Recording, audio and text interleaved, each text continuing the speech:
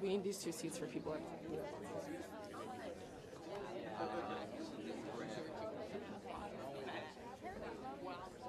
How about here? Maybe.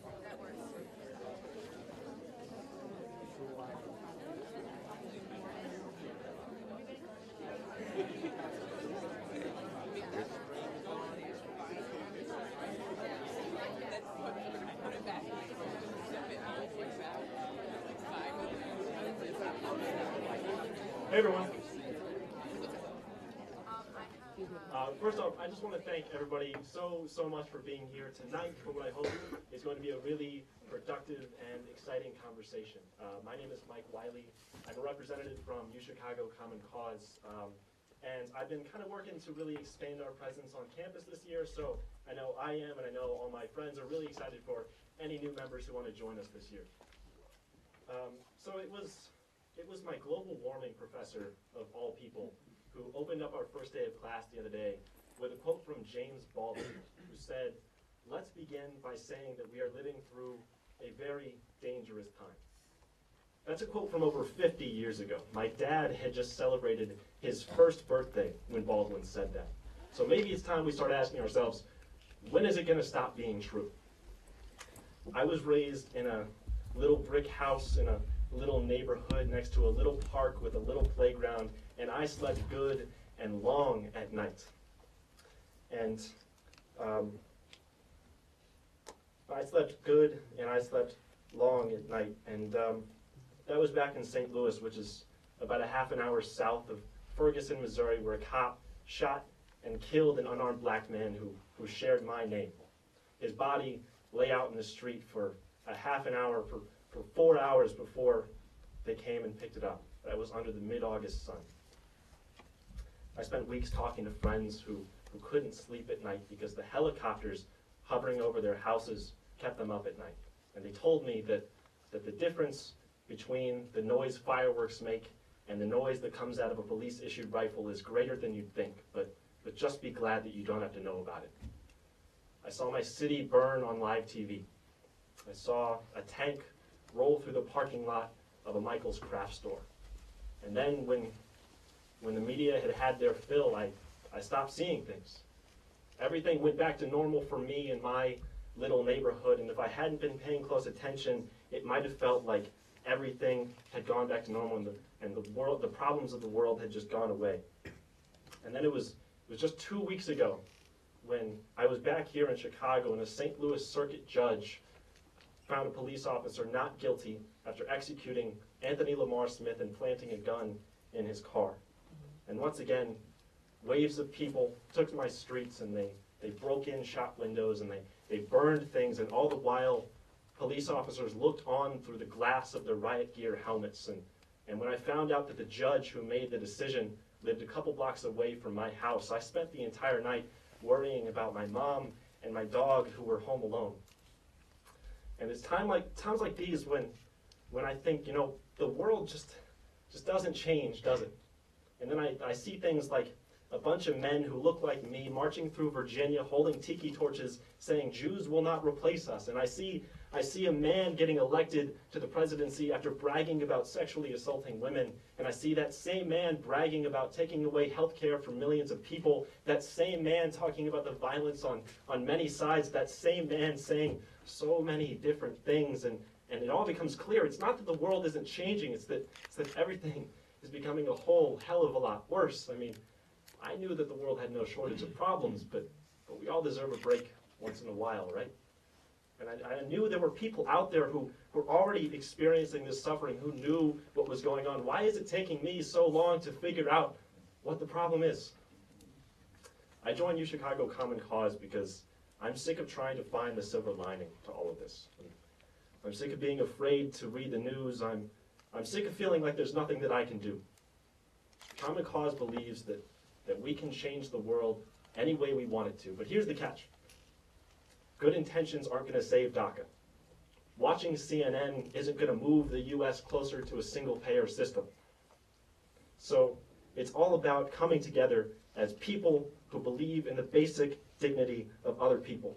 In a time when our politicians are trying to make sure that minorities can't vote, Common Cause convinced Governor Rauner to pass automatic voter registration into law, ensuring voting rights for over 1 million eligible Illinois citizens. And at a time when big money too often controls who does and who does not get elected, Common Cause fought for a small donor match system in the city of Chicago to make sure that everybody has a right to their own democracy.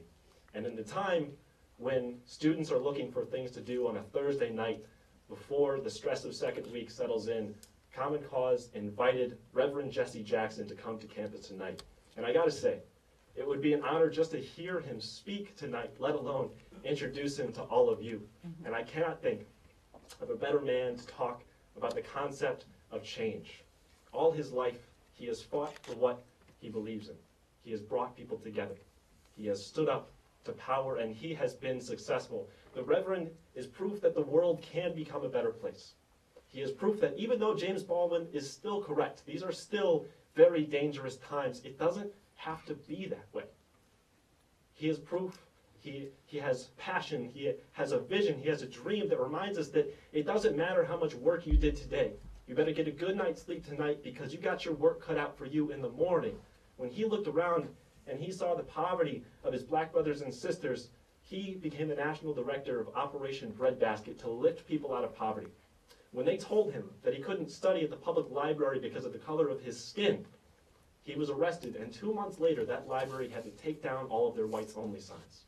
And when they told him that he had to sit at the back of the bus, he ran for president of the United States of America. And tonight, ladies and gentlemen, he is here to speak to all of us.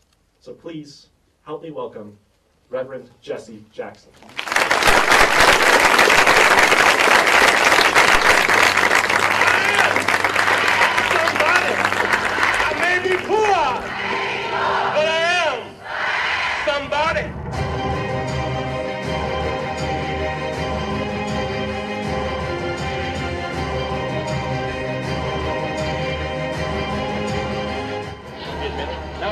You cannot be admitted.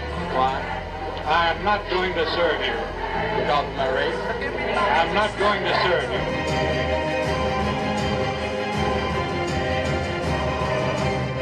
There's a picture where you see of us pointing, saying the police were coming to us with their guns out.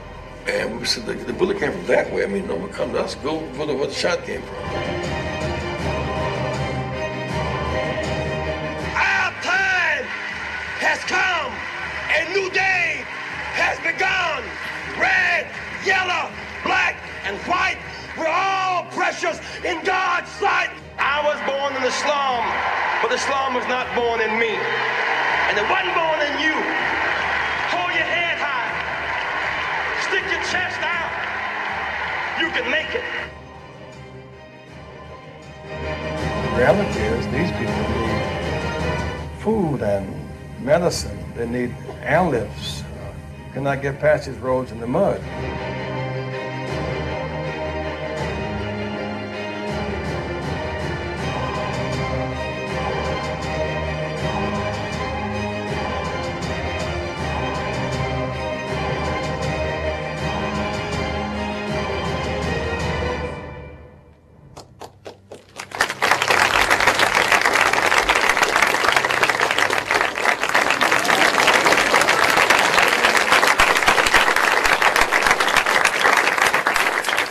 Good evening. It is a joy to be with you tonight on this critical time on this occasion. I want to express my thanks to Common Cause and its coalition with the Rainbow Push Coalition. My friend and brother, beloved Trevor Chervais. Trevor, raise your hand. Give Trevor a big hand, would you please? I spoke with the university president some months ago, and I came out, and someone said, we'd like you to come back to the University of Chicago and speak. I attended here, A. B. Our office is 50th and Drexel Boulevard, right down the street in Hyde Park. Meet every Saturday morning, 9:30 a.m. 11 to 12, we have an international broadcast every 10 to 11 every Saturday morning. You're welcome to be a part of that as we build a stronger, more dynamic youth division. And we are forever. We started this program in 1966 when Dr. King came to Chicago. We met every Saturday morning since that time. We were welcome to be part of the Rainbow Push Coalition. I was asked to address in some measure this issue about voting. I suppose the difference between tonight and 50 years ago is when my father came from World War II and had to sit behind Nazi POWs on American military bases. It was legal. I came home to use the public library and had to go to the library for the colored. They didn't have enough books, and Mrs. Smith sent me to the central or the white library. And I asked could I use it. She said, I'll get back to you in 7 days. I said, I need the books now. She said, the police said, you heard what she said, and so I had to leave. I said, this summer I intend to use the library. And that summer we were jailed. Denying us the right to use the library was legal. When Dr. King spoke in Washington in 1963, maybe you pick up on the alliterative poetic climax of I Have a Dream. But context matters. The day he gave that speech, most of us had come there from some southern jail, excited about the prospect of putting our lives on the line to change the country, to change the culture, snatch down the walls of Jim Crow and bigotry. I just left jail in Greensboro, North Carolina. The day he gave that speech from Florida over to Texas, up to Maryland, we couldn't use a single public toilet. To go behind cans and alleys and relieve our bodies and ask people not to look so as not to be disgraced. The day he gave that speech, none of us from Maryland around to Texas could take a picture in the lawn of the state capitol. The day he gave that speech, we were hard-working taxpayers but did not have the right to vote. Could not use, could not rent a room at Holiday Inn. Could not buy ice cream in the front door of Howard Johnson's. That was legal apartheid. Those conditions were legal. We were marching to change the law. The law was an unjust law, so we had to fight for a just law. And so we kept marching in 1964, 9 years after Rosa Parks had set in. We finally got a public accommodation bill led by our marching leadership, inspired leadership of Dr. King, and so those barriers became illegal. But then, so what? You had the right to use the hotel, the motel, the park, the library, and could not make any decisions. You couldn't vote. So 1965, the many law cases, there was this dramatic showdown on first Sunday in March, 1965, where John Lewis and Jose Williams, Mrs. Boynton, and others marched across Edmund Pettus Bridge. It was so shameful with the cameras there, so shameful, until it hit world news. It was on TASS news agency in Russia. And the whole world saw it, and that was a sense of disgrace.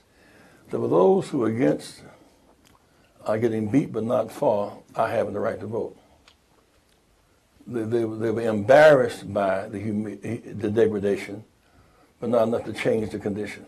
So we kept pressing, and the details involved in what happened that led up to that march, but the fact is, there was a dramatic moment, the march in '65.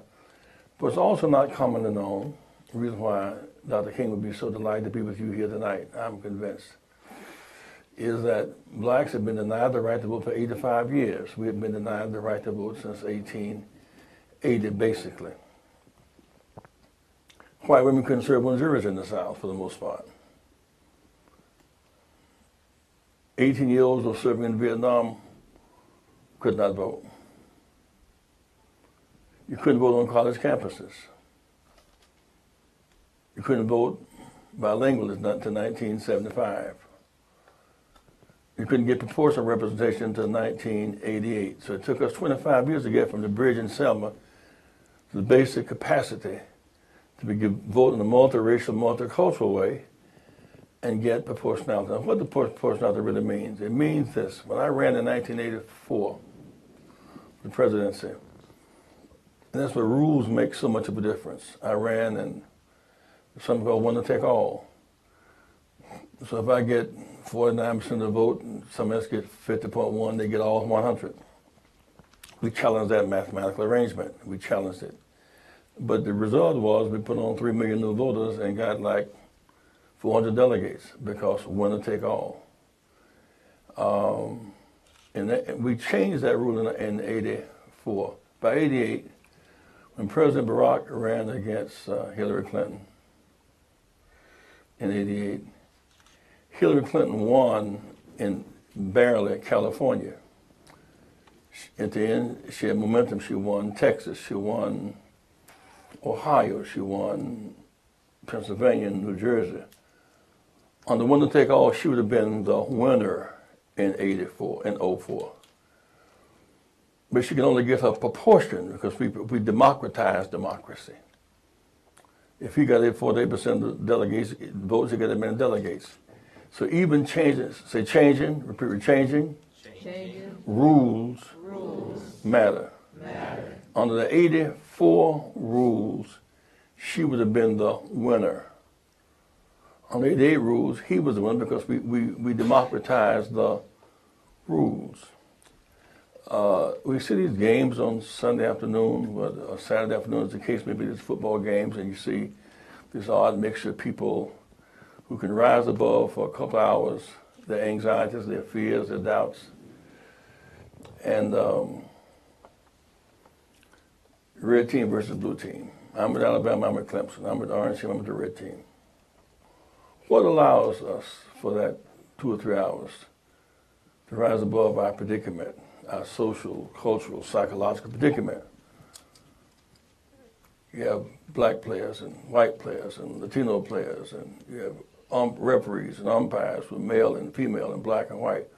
What allows us during that session, that session, to become so good, so American? We want the game to be fast so badly until we'll even do we'll do instant replays. We fight for fairness. Fairness matters to us. If a team wins the game and says, I won because I cheated, it takes away its dignity. Well, what about Sunday afternoon that makes the game so exciting? If blacks had to run 12 yards for a first down because they come from a broken home or some decrepit condition, whites had to run 7 yards for a first down because they inherited some yards, that wouldn't be good either. Say, but whenever the playing field is even, and the rules are public, and the goals are fair, the referee is fair, and the points are transparent, we can accept the outcome. You may win, you win with grace, play the next season. But when you lose, you just maintain your dignity because you're protected by rules. And that's why this whole voting thing comes down to how do we get beyond just I voted to fighting for fair rules. During the season when Columbus found, not discovered America, the rule was the gun, white male supremacy. Then from 1619 to 1776, 157 years before the Declaration of Independence, the rule was white male supremacy. African Americans were enslaved 157 years before the Declaration. Then 1889, I suppose, the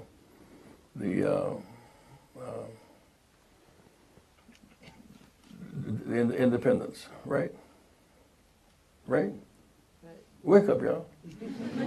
Yeah. And so the rules changed again. But during that season, women couldn't vote to the 1920s. Rules. And let me say something about rules before I open up for this discussion. So when we're born, we are just. If we grow up, we resent. If we fight back, we resist. If you're making a batter of dough, and whatever the shape of the hole is. The bread will look like the shape of the hole. Say, I adjust. Most people never leave their hole. It may be a white hole, a black hole, a brown hole, a small hole. They never leave their hole.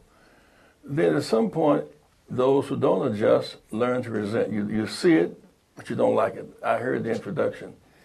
He was saying, I'm from St. Louis. I don't like what I was born in.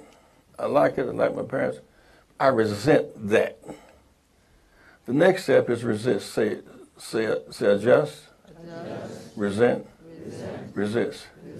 If you are not upset with the crisis in our country today, you've adjusted. If you don't like it, you resent that. Then what do you do when you resist? What do you do when you resist? That may be voting.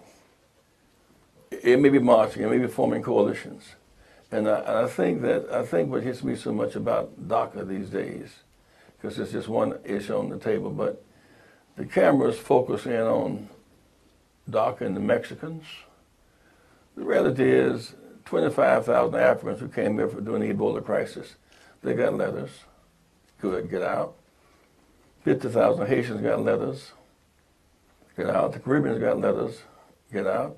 It's not just Mexico, it's South Central Latin America, 2/3 of our hemisphere. They were told to get out. Asians told to get out. That's kind of white nationalism trying to impose itself on globalism. Say white nationalism must not be allowed to impose itself on globalism. We globalize capital, technology, and athletics. We must globalize human rights, workers' rights, women's rights, children's rights, and the environment. Well, thank you. We'll talk some now. Thank you.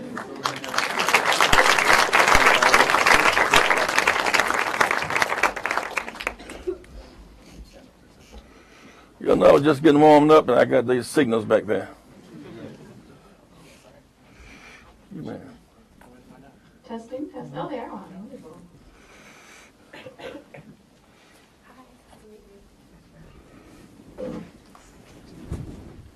Wonderful. So now we're going to hear from some of our student panelists. With me tonight we have Iowa Joe from the African Caribbean Student Association and Kayla Jessup from the Organization of Black Students. We have Aileen Dominguez from the Organization of Latin American Students. And Jose Herrera from the MECHA organization. And last but not least, we have Sanya Khatri from Pan Asia. All right, so we'll hear from Iowa first.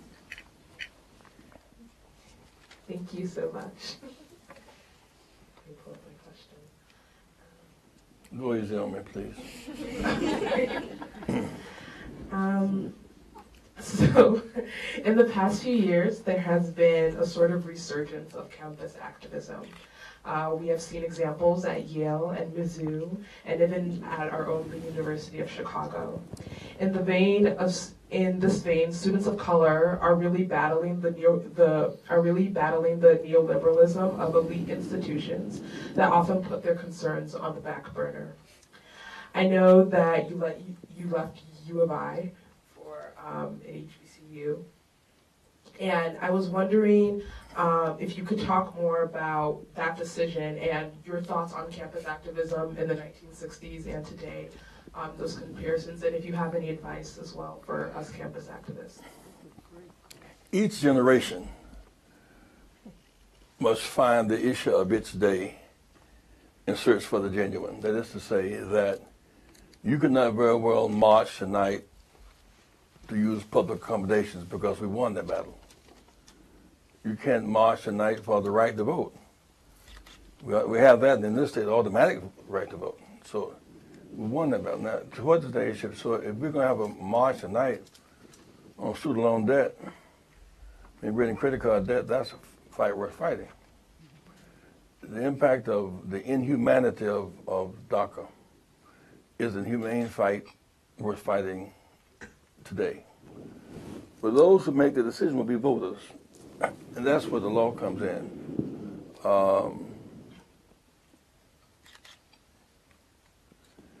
Put it this way, Kennedy beat Nixon by 112,000 votes, less than 1 vote per precinct. Votes matter. Carter, Nixon beat Ford by 500,000 rather. Votes matter. Now, consider this lineage of today's struggle, this whole states' rights and these statutes and stuff. Gore wins the race in 2000. Then the state, his brother's governor, decide that the state will determine the outcome. The Supreme Court comes in and stops the count and allows the state to determine the winner. So the winner lost and the loser won. Something about that does not, something about states' right over national vote must be challenged. Hillary won by 3 million votes. That's a bigger margin than 6 presidents in front of her combined. Something called the Electoral College. On the one person, one vote democracy, what is the basis of having a group that's unelected determine who should do, whose vote count the most? Well, that's one of the challenges of your time, because there are those, and those, that's based upon slave numbers. The 3/5 human legacy, that's where that, so fighting against states' right to vote, and fighting for the constitutional right. See, so we do not have the constitutional right to vote. We only have the state's right to vote. Most people think we have the Constitution. We do not. That which in the Constitution which is not stated explicitly, implicitly is state. And so if you can prove discrimination, you can vote, which is a very expensive proposition. So we have 50 state, separate, and unequal elections. And so states' rights is a holdover from that system, and the Electoral College is a holdover from that system. And so are swastikas and Confederate flags. Confederate flags and these statutes. So this generation has come awake on the implications of the unfinished business of our democracy. And I think that when Lincoln pardoned those who engaged in treason, that was in the name of healing the wounds, but he didn't take the glass out the wound. So we're still fighting the ending of the Civil War 150 years ago. All right, thank you, Reverend. Kyle? Yes, Kayla, OBS. So I have a question. I wanted to know if you think that Black capitalism is an effective long-term solution for our collective empowerment, or if it's just a step in the right direction.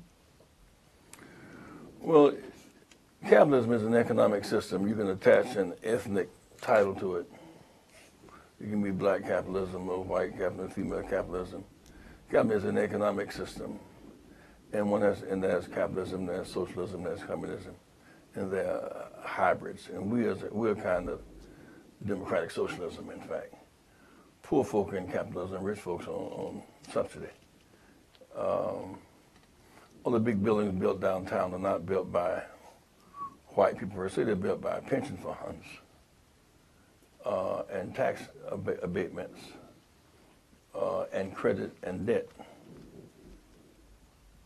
And so if black people, brown people, not access to credit and debt and pension funds and tax abatement, you can never build big buildings. Because you don't have the subsidy that goes with that. And I think that it's like there's one level of capitalism where you own your own stores and cleaners and kind of mini capitalists. Then there is the stuff that you build. I mean, I was in Virginia last week registering voters coming out of Charlottesville. And someone said, we don't want the federal government involved in our business. We want states' rights. The number 2 state in federal subsidy is Virginia. I said, your interstate highways is federal. The shipping industry on the coast is federal. Your hospitals are federal. Your penitentiaries are federal. Your Medicare is federal. Your social, and so he's just talk, but not making sense. Virginia couldn't make a payroll for a month without federal government. 55%, 60% of their state budget is federal. They still hanging in their minds talking about they're private capitalists. They're not. In South Carolina, the state I'm born in, state's $7 billion budget turned down $13 billion in Medicaid money. It's still on the federal government. But the universities and the whole infrastructure of the ports are federal. So when we start throwing it around these kind of things, yeah, I think people should individually pursue private enterprise. There's something ingenious about creativity. People want to, but then private enterprise without checks and balances becomes wild, and that's where we must privatize at the same time with caps. When the banks ran this scam on us a few years ago, they were able to target black and brown homes and subprime and predatory lending. They were able to do so without any checks and balances. And part of what makes our government work is checks and balances. When you have unlimited access to capital without regulation. Classic case would be what happened in when Harvey hit Texas. They bragged, we don't have in Texas, we don't have regulations, and they don't have regulations for chemicals. And then the flood came. We don't have regulations for, so without regulations, people just run amok. And greed, see, without regulations, greed determines today. What makes our system work is checks and balances. Thank you so much. Next we're going to hear so given your experience with grassroots organizing, OLS members were really interested in learning or hearing about any advice you had in terms of organizing between, beyond intergroup conflict, beyond black-brown conflict, or beyond just having more unity when organizing, whether beyond campus or in general. Well, organizing can take place, I think, in one of a few ways. One, you can have these broad-based issues like in many schools, maybe not as much at this school, where students simply cannot afford to go, they don't have the money. Say student loan debt, greater than credit card debt, it's a disincentive for education. Education becomes unaffordable. So fighting to reduce student loans costs and fighting to reduce student loan debt is a broad-based fight because it affects a broad base of people, right? That's one dimension. The other dimension is there's going to be a big election for governor next year. How many of you are from Illinois? Hands down. How many of you are registered voters? Hands down. Now, if you are a registered voter and you live in, say, St. Louis, or you live in, Milwaukee, chance of you going back home to vote is not very great. You have the right of residence. So I have the right to register, to vote, my residence. If I receive my mail, it's my residence. I'm from St. Louis. My parents live on 10 Paris Street. That's where your parents live. You used to live there. If you think you still live there, go back home before Thanksgiving. You're not welcome there anymore. You have moved to Chicago. And so if we're going, so we're trying to get students in Virginia at UVA who want to turn Heather's Payne into power, register to vote where in Virginia. And you may leave there and get a job. You may move to California, register and vote there. You can change registration. But to be registered and don't have access to voting is like nullifying your own vote, self-nullification, right? So one of my challenges to you, given the whole common cause rainbow phenomenon, in this state, you can literally, with a driver's license, or with a any kind of public utility identification, you can register to vote in Illinois tonight. Therefore, when you speak, Mr. Ron has to hear what you have to say. If there are 10,000 students on this campus who are not registered in Chicago, you are those students who make big noise at rallies. If you're registered, you are my distinguished constituents. So those who vote are my distinguished constituents. Those who are not registered are those rowdy youth. They can survive a rowdy youth. They cannot survive distinguished constituents.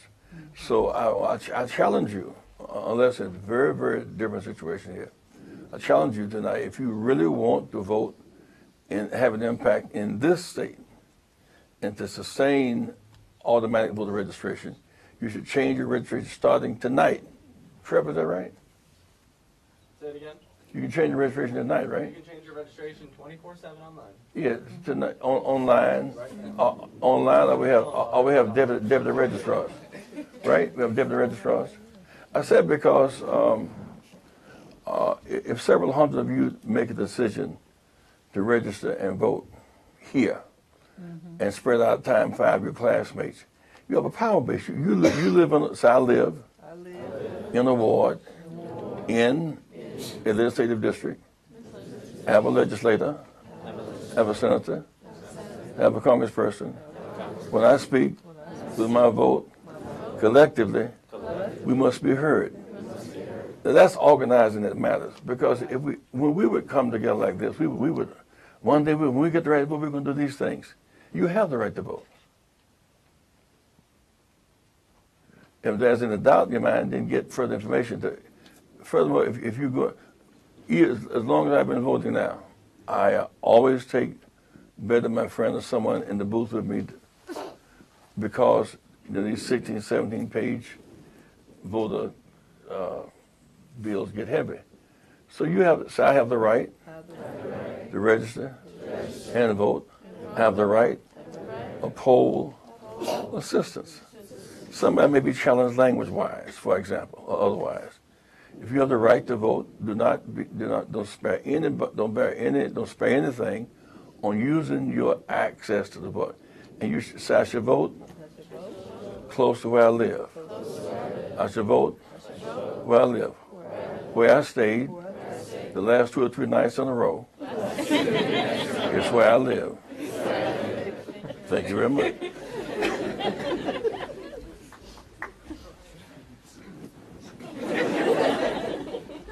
My question is sort of related to you've been a figure here in Chicago for a very long time and a big national figure too.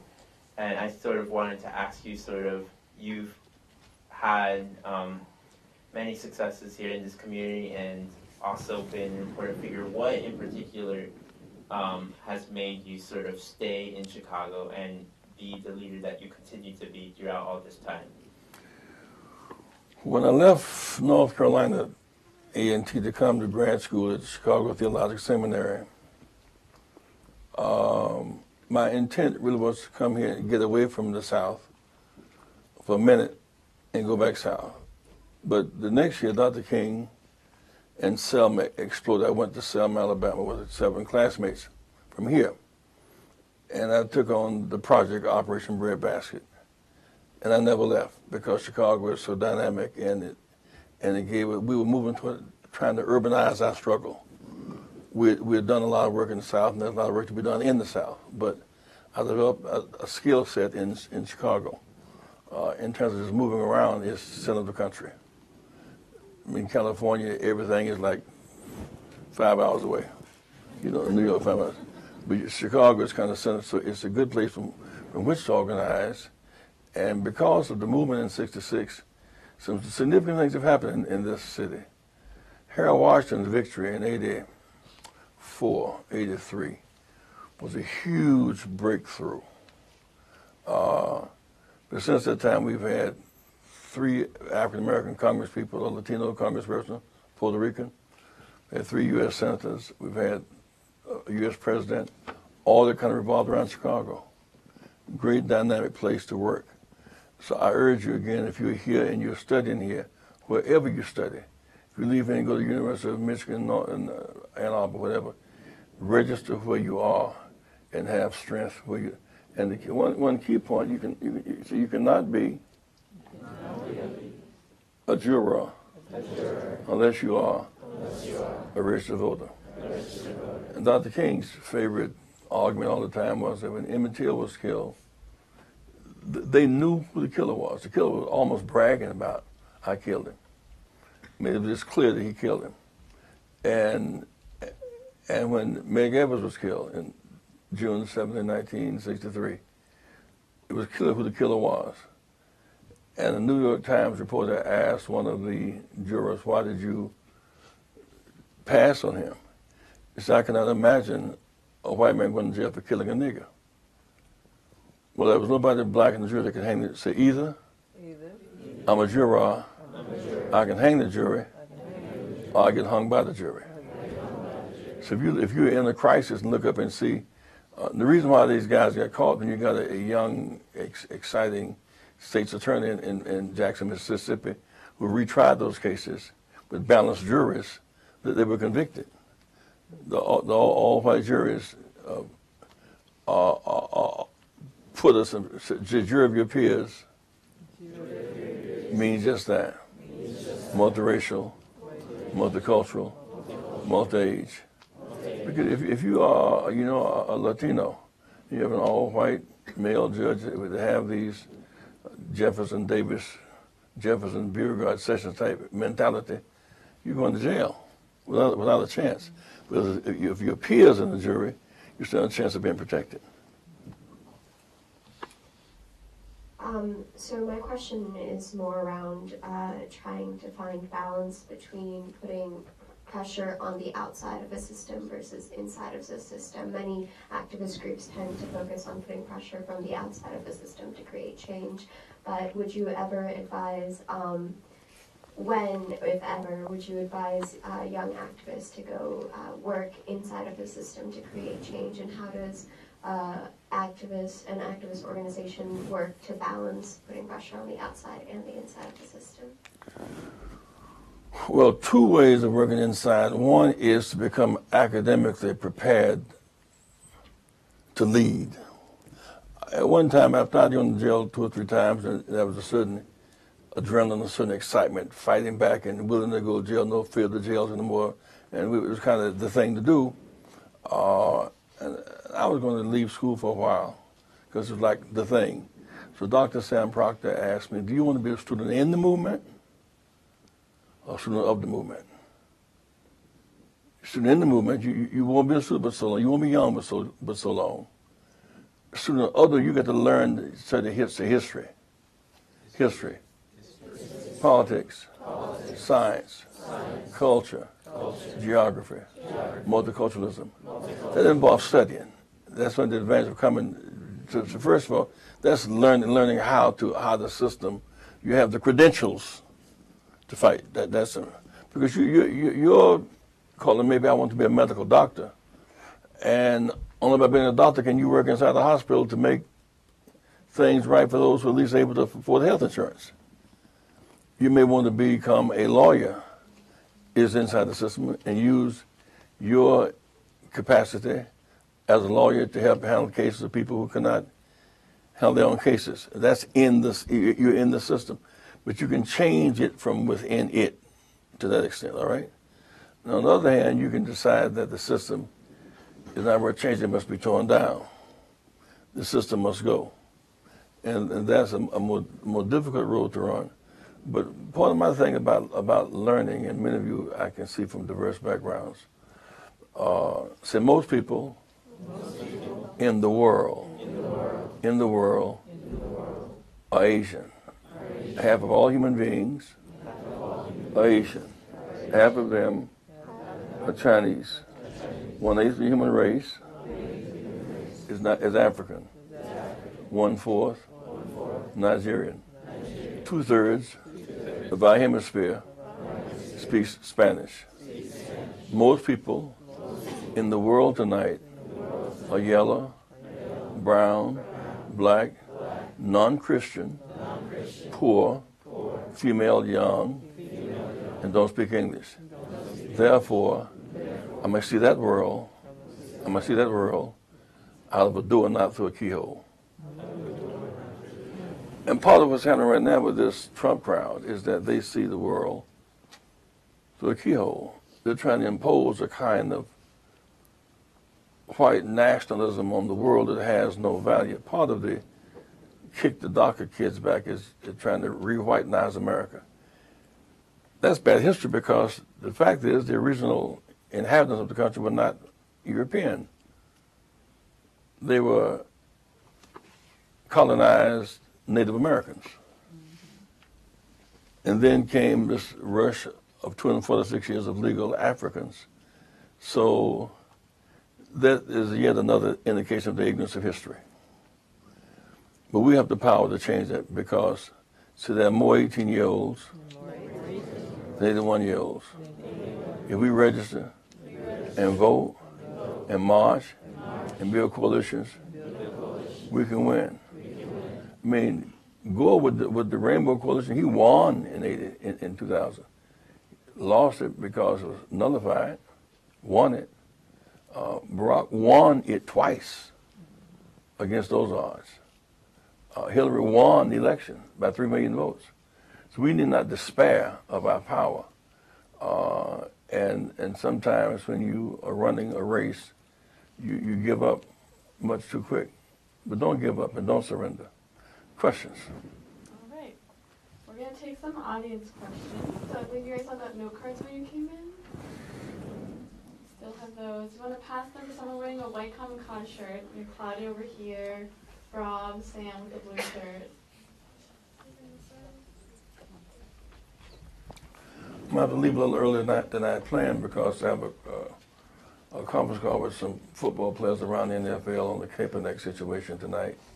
We're very involved in that, and so, and the flag. The same people who do not want, who want the Confederate flag don't want the American flag. Trump has never told people to put down the Confederate flag because he's a Confederate. All right, Rob, do we have any audience questions?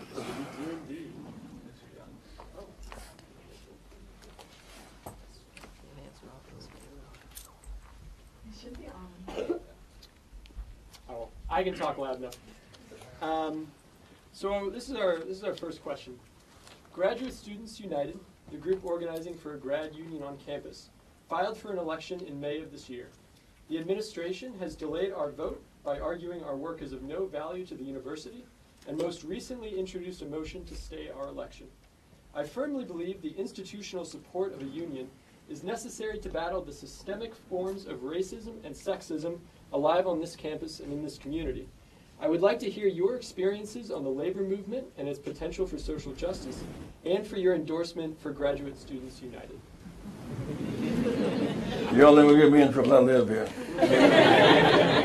Well, I think the nuances of that I'm not clear on. What I'm clear on is that the persons here who cut your grass and cook your food and clean your rooms should be paid at least $15 an hour. I'm clear on that piece. And that only comes to organization. That in some sense your character is measured not by you treat your classmate who working on her second degree from Harvard, or your friend who is from such and such a place. How you learn to treat the janitor and the maid and the cook.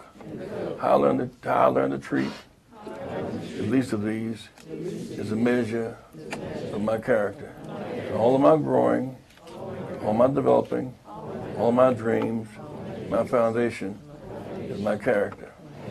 People care that you know. They want to know that you care. Now, to me, that's the kind of philosophical foundation of the union thing. In terms of how you guys, on a particular struggle here, I think people have the right to organize. That's a democratic right, the right to organize. Our next, Mike's working again. Our next question is, how can we be part of working forwards to a better and equal CPS system? Oh, Chicago Public School System. Oh. First of all, I want you who are here tonight, 50th and Drexel Boulevard, 930 East 50th Street, every Saturday morning, we have a mass meeting. And that mass, it may be by the end of a number, but some of you can help do some tutoring or some mentoring. Or a lot of children have the real complex problems. They don't have counseling. We have 1,000 churches. We're putting 40 computers in 1,000 churches to teach children apps and codes. Most of the kids do not have apps and codes. They don't have a laptop, should I say. And you know, say, if you work a laptop, raise your hand. You can help somebody, is the real point. Someone, you may want to give them for a gift. You may be getting ready to get a new one. There's so many small things you can do to help in a big way. Tutoring is one, mentoring is one. We don't always have to demonstrate downtown and face the fire hoses to make a big impact. Sometimes helping somebody is enough to make your impact. Okay, guys? Every Saturday morning we meet, y'all come on and we be getting down. We don't be. It's not a Presbyterian service. That sounds great. Our next question is: if you could snap your fingers and enact one federal policy change, however large or small, what would it be? Send Trump's ass back home.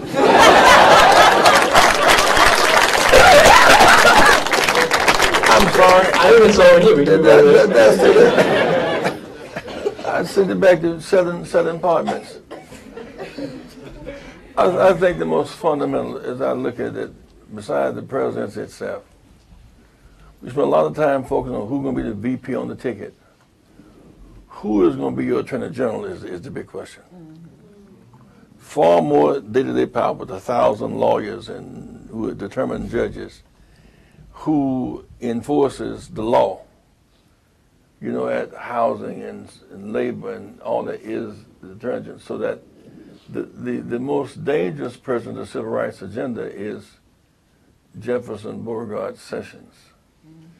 Sessions' position was that the Voting Rights Act of '65 was an imposition,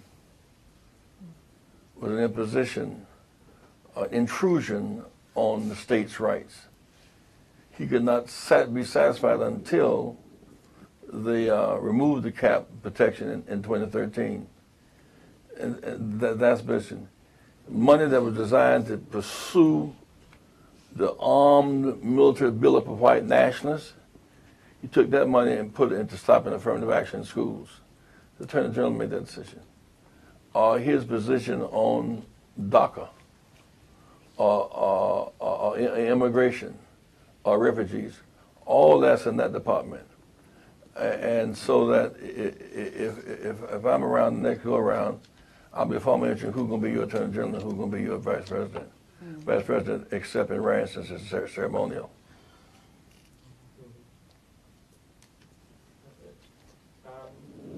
Our next question is, how has your spiritual background impacted your political journey, and what lessons has it taught you that you wish you knew earlier? Well, a way I would have said it over time is that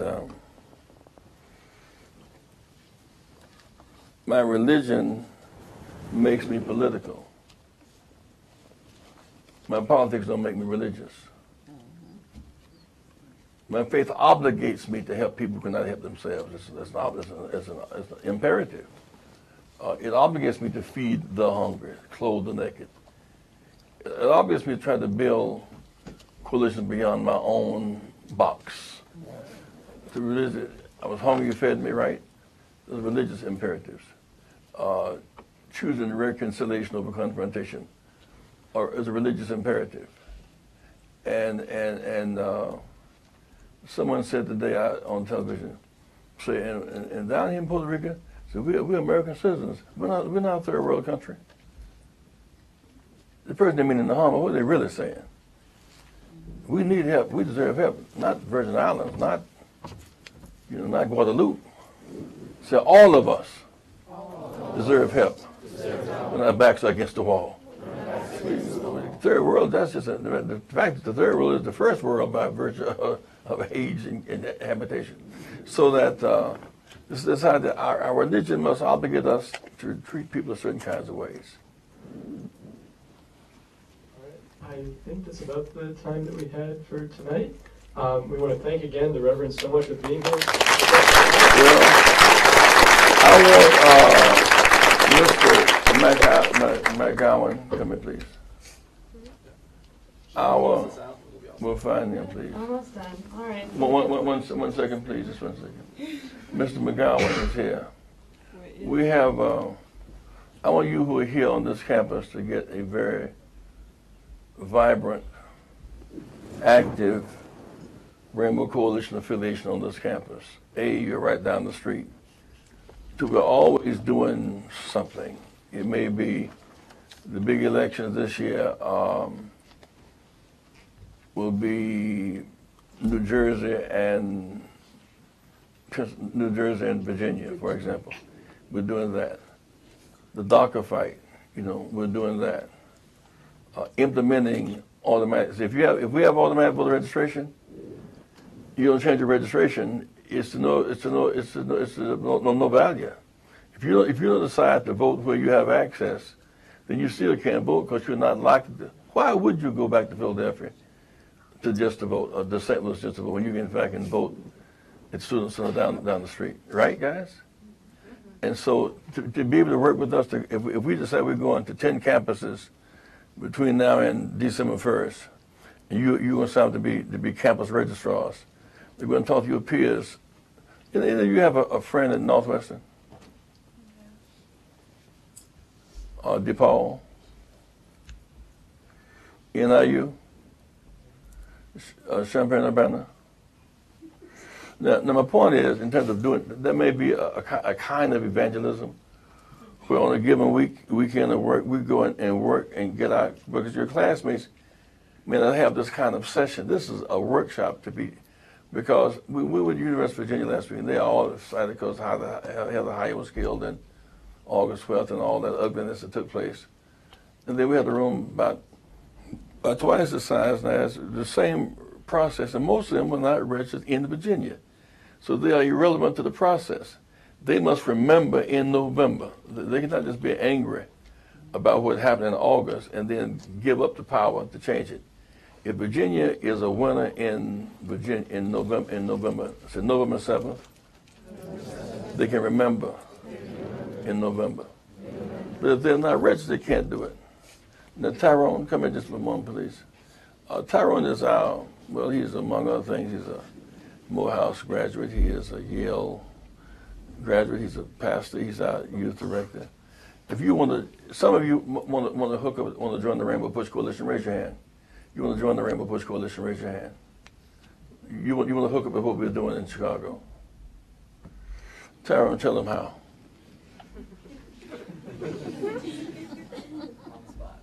Okay. I know all of you here are millennials, so you don't deal well with paper. But we do have membership envelopes for you to just sign. You can write your contact information on here. We'll take it back, add you to our database. Or you can just use your smartphones, text JLJ75 to 41444. JLJ75 to 41444. Let them take the time. Do it slow. That's Reverend Jackson's initials, JLJ. The number is 75 to 41444. And you can follow the prompts and you can join that way. And he'll be 75 to next Sunday. Then he'll be... And he'll be 76 October the 8th. Thank you all so much for being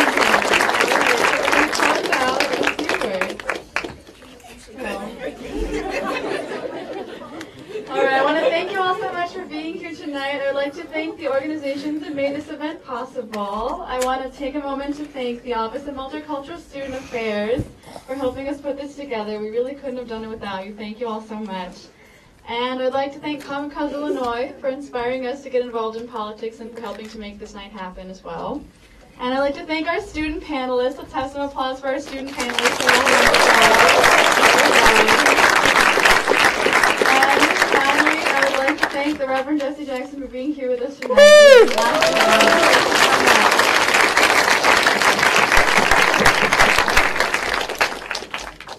Thank you, sir. St. Louis man. See you guys. See you Saturday morning.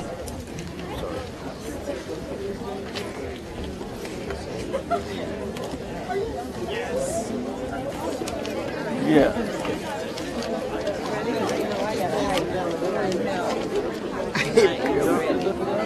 I gave it to him.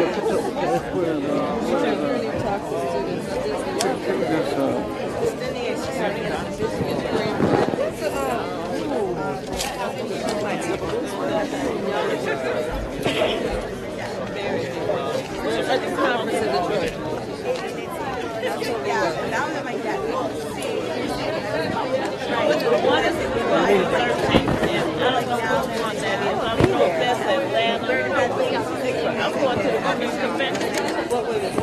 The Women's March is having its first convention in Detroit, October 27th to 29th at Cobo Hall. I'll be in Cincinnati, but I'll be in Detroit. One more quick announcement while you all are filing out. I forgot to mention this, but we will be having our first student meeting Wednesday of third week at 7 p.m. If any of you are interested in finding out what Common Cause will be up to.